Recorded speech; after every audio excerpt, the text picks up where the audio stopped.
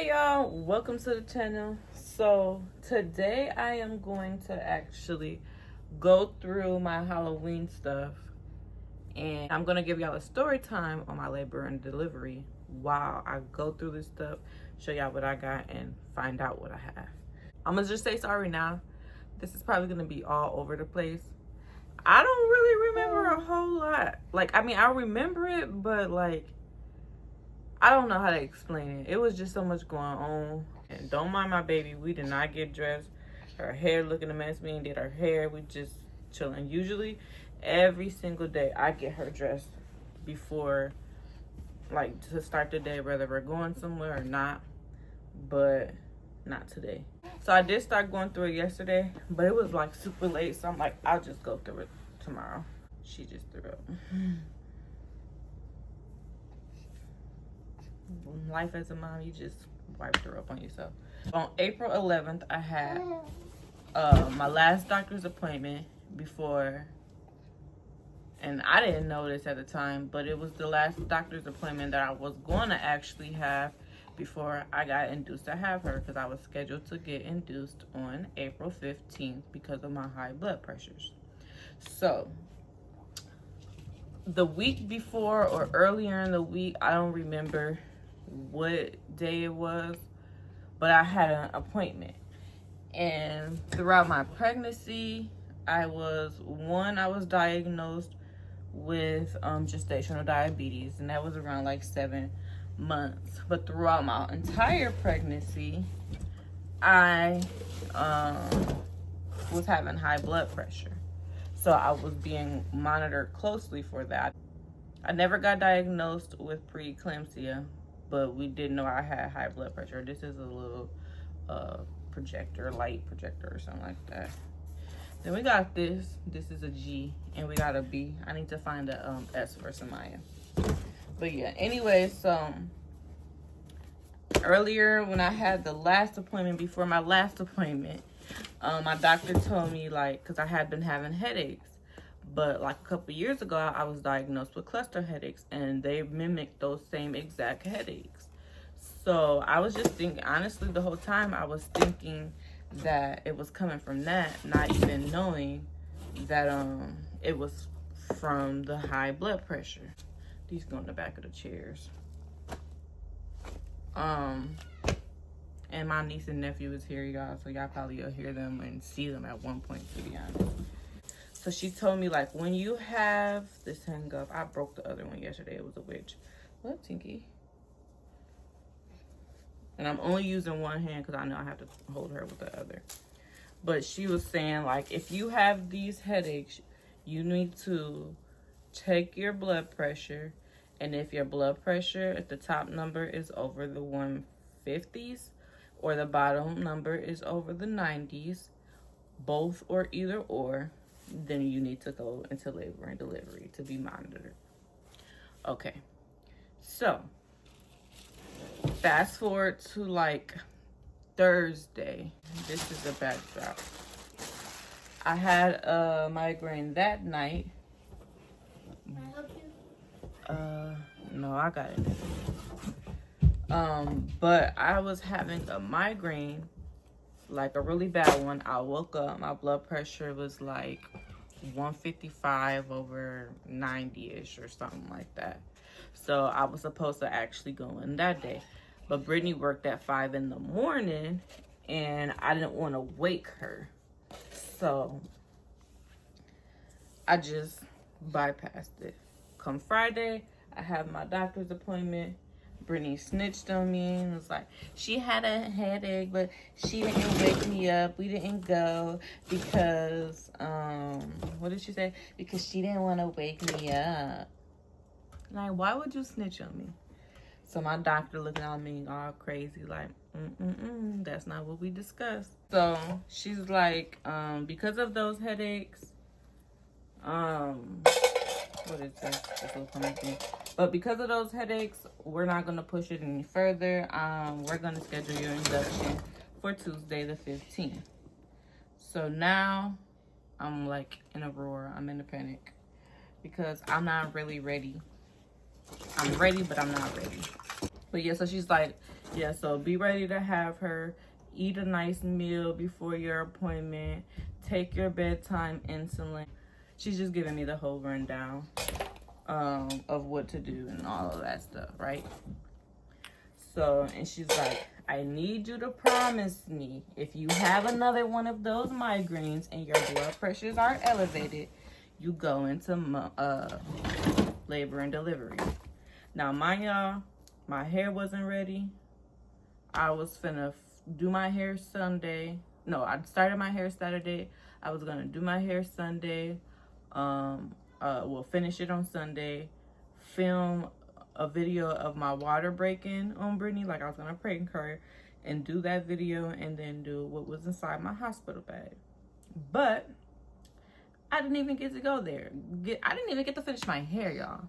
So on Sunday night, morning, whatever you want to call it. Well, technically, it would have been Sunday morning, Saturday night. So, because it was 4 in the morning, around like 3:30ish or something like that, I woke up with a migraine. This is cute. I don't know if I showed y'all this one. This one is cute too. But I woke up with a migraine. She loving this stuff. She's like, ooh, Mom, what's all of this? And when I took my blood pressure, I think it was like 160 over 88 or something in that sense. So I had to go to labor and delivery. Still, I'm not thinking that I'm about to have the baby. I'm just thinking they're going to monitor me because April 2nd, I was sent into the hospital to be monitored because of the blood pressure. So, and then another time in like February, if y'all seen that video. So, anyway, I'm thinking I'm just going to be there for about 4 hours to get monitored, and then they were going to send me home, and I was going to go and have the baby be induced on that Tuesday. Well, the doctor on call actually happened to be my doctor's. It was either her stepmom or her mother-in-law. I believe it was her stepmom though. And she told me, like, you're not going home. You're staying until you have this baby. We're either inducing you today or you'll be here until Tuesday until you have that baby. But either way you're not going home. Y'all, I'm like, oh my goodness, my hair not even done. That was my biggest issue. My hair not being done. Like, I was so sad about that because I had this picture in my head of like what my labor and delivery was gonna go like. And mind y'all, I had a doctor's appointment, not a doctor's, but a hair appointment scheduled a week earlier, but I missed that appointment. So if I would have went to that appointment, my hair would have been done and that would have been that. But no, so now I'm in there with a bonnet. Before we left, the bags wasn't in the car because like I said, I was going to be filming the video of what was inside our hospital bag. So I had been telling Brittany, don't put them in the car. I'm finna film this video. We can put them in the car on Monday. So before I went to my doctor's appointment, before I went into the labor and delivery that night, Brittany put all the bags and stuff into the car. They were packed already. And I'm glad I did that because they was not packed like a week ago before I had her. So they were packed. Her bag had been packed for like probably a month or so, maybe give or take. So anyway, we got the bags in the car and we had everything and was ready to go. Now I'm just getting monitored. Like I said, so I got at the hospital around 4:30. I was getting monitored. I was so hungry, y'all, because I hadn't even ate since like 9:30 the night before, maybe 10. But I just know that I hadn't ate, and I was so freaking hungry. I couldn't eat because they didn't know if I was gonna be getting induced yet or whatever. It was about noon. I ended up being able to eat. And y'all, I was not supposed to eat. Like, my nurse, she felt bad for me because I hadn't ate and stuff like that. And so she's like, girl, we don't know what's going on. You already been here for this amount of time. You ain't ate since whatever time last night. I'm finna get you something, but don't tell them I got it for you.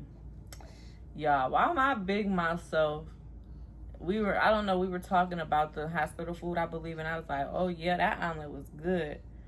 I'm like, dang. So, the nurse happened to be in the room too. So she like, girl, she didn't say nothing, but she just looked at me like, now you know you ain't supposed to be saying nothing, but this is something else I got. I feel like I am missing a lot of stuff. But yeah. So, I need to wash this. So I ate, and then like 30 minutes to an hour after I ate, they came in and was like, yeah, they said you can't have no food because you are getting induced. Yeah. What the heck? So anyway, I got induced around, to be honest, I don't remember what time I got induced. I'ma say about noon is when they started the induction. But they did the peel and they put it up there, and then that makes your like cervix and stuff thin out and stuff. Because when they had checked me before, I hadn't dilated or anything, which was expected. I was only like 37 weeks. Well, I was 36 weeks and 5 days at this point. 36 weeks and 5 days at that point. So I wasn't actually dilated yet, but my cervix, it was softening. So they gave me the medicine, and they said that they would come and do that every 4 hours, depending on how everything was going. But I only ended up having to get it one time, because once they came and checked me the next time, I was dilating. Like I probably was like not even 1 full centimeter dilated, but it was starting to work already, so I didn't have to get the balloon and all of that other stuff. Jayla, my sister, she made this. When I got that cervix checked the first time, I instantly knew that I was getting an epidural, because me and pain, we're just not good. But like the whole time of my pregnancy, I was saying that I am not getting no epidural. I'm gonna go natural. But then honestly, I had a doctor's appointment, and I was talking to one of the nurses. I made this one, in Brittany. But yeah, I was talking to one of my nurses, and she was like, girl, I'm not trying to steer you one way or another, but I'm gonna just say this. If you want to enjoy your labor, get the epidural. That's all I can say. But still at that point, I'm like, I'm gonna go I'm gonna think about it. But I said that, but I was still like, I'm going natural. Can I help you? No, I got it, baby. Once I got that service check, I instantly knew I'm getting the epidural. But yeah, so I was really trying to hold off as long as I could. But they always say, don't hold out too long, because if you wait too long, you ain't gonna be able to get it, or you can wait too long and then your delivery process can go so fast that you don't even feel it, like it don't kick in time. So by the time I got like 5 centimeters, I'm like, okay, y'all can go ahead and give it to me. And honestly, thinking back, I remember thinking back on, I could have went longer without getting it, but I just wanted to make sure I had it. Like, it wasn't even once after 5 centimeters though. At some point before I even had her, they had to come and like, I don't know, touch it up or whatever. I don't even know what the word is for it, because I was in pain. So the anesthesiologist, he came back and he put more in there, or gave me a boost, or I don't know what it was. But y'all, I felt everything. So around like 3 o'clock, well, I was pushing for 2 hours. Around 2 o'clock, 2:30 is when she's like, okay, well, it's gonna be time to push. But I was in so much pain, y'all. Like, I don't even know what I got the epidural for. But probably, to be honest, if I didn't get the epidural, I probably would have been in way more pain. So I would never know because I got the epidural. But yeah, so I'm starting to push. I'm pushing. My mom's there. My dad's there. Of course, Brittany is there. If it wasn't for them, y'all, I don't know. I probably would have had to get a C-section because I was just so tired because, like I said, I came there at 4 o'clock in the morning. I barely got any sleep. Like, I probably may have taken an hour nap here and there. And that probably wasn't even consecutive. And it's like I was asleep, but I really wasn't asleep. So I was just tired. So I would have been so freaking tired that I would have not been able to push. Like, I was falling asleep while pushing. It's crazy. But I was feeling everything. Somebody, big head self, you can't get that, baby, gave me a 2nd degree tear, y'all. So that was painful. But yeah, I ended up pushing her and having her at 4:25 in the morning on that Monday, April 14th. So on April 17th is when she was, discharged from the hospital. But me, I had to stay in the hospital because of the preeclampsia. I was on a magnesium drip. You have to stay you have to stay there for 48 hours after you get off the magnesium drip. So she was discharged, but I wasn't. But when she was born, a little bit after, like the day of her being discharged, I noticed that she was yellow. And so, or maybe it was the day before, but either way, I noticed that her skin was pretty yellow. And with my siblings, a few of my siblings, they had jaundice when they was born. So I kind of knew what to look for when it came to jaundice, right? So I could tell that she was a little bit jaundiced. And so they told us to schedule an appointment with her pediatrician. And so her appointment was scheduled on the 18th. But I was still in the hospital at this point. I'm in the hospital. Like I said, she got discharged. But since she had that jaundice, they did test her and she actually did have it. But it wasn't too bad to where they, needed to put her under the blue light or anything. Tootie, what are you doing? And so I just had to schedule an appointment with her doctor, and her doctor's appointment ended up being the 18th. And so at this point, I'm like stressing about it because I don't want to miss my baby's first doctor's appointment. But I was gonna FaceTime Brittany and just do it like that regardless. But like, I was already in so much pain. I couldn't really do much of nothing because it was just so painful to do anything. But I didn't want to miss her doctor's appointment. So we told the doctor that was on call that day. And we were really just trying to get up. I was really just trying to get up out of there. Brittany, she really wanted me to stay. But I'm like, I just want to go. I feel good. My blood pressures, they were doing good. I don't remember exactly what medicines I was on. I know I had a stool softener. I was on iron. I was on blood pressure medicine. So everything had been looking good. I was feeling okay as far as like the headaches and stuff. I was in pain down there because of everything that just went on down there. But besides that, I was good. And so I'm like, I feel better. My number's doing better. Can I just go home? I don't want to miss her doctor's appointment, yada, yada, yada. So I think he felt bad and stuff.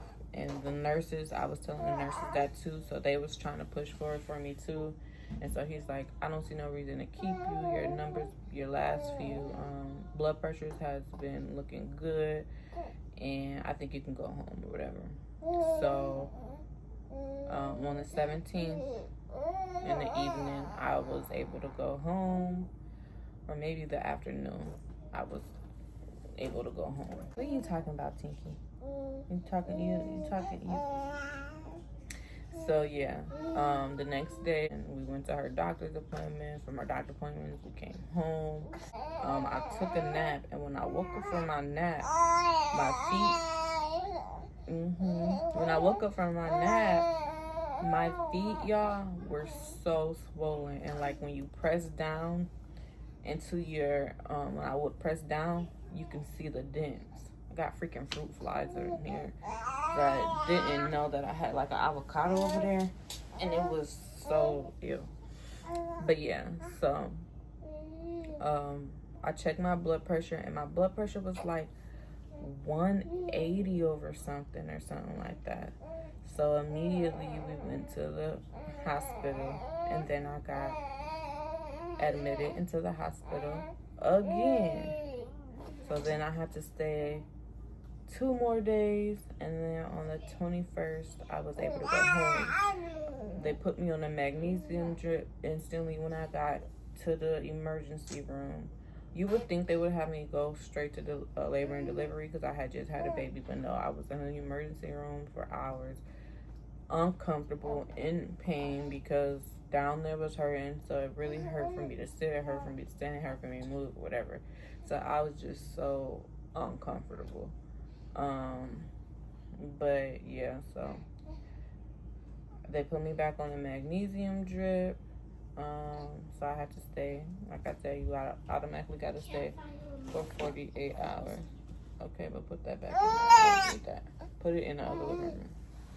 Where do you want me to put it? Put it back where it was at. Yeah. So that was really my story.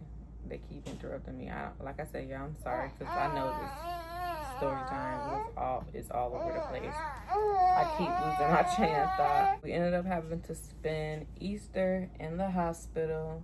My dad brought me some food from like a local restaurant around here that they cook every Sunday. So I ended up eating like some beef short ribs, some macaroni, some potatoes, and I think I had cornbread too. It was good. I do remember that though. And then on the 21st, I was discharged and able to go home and just had to follow up with the doctor. Right now, she's 5 months, y'all. So I am still on the blood pressure medicine. But yeah, so that was my labor and delivery story, y'all.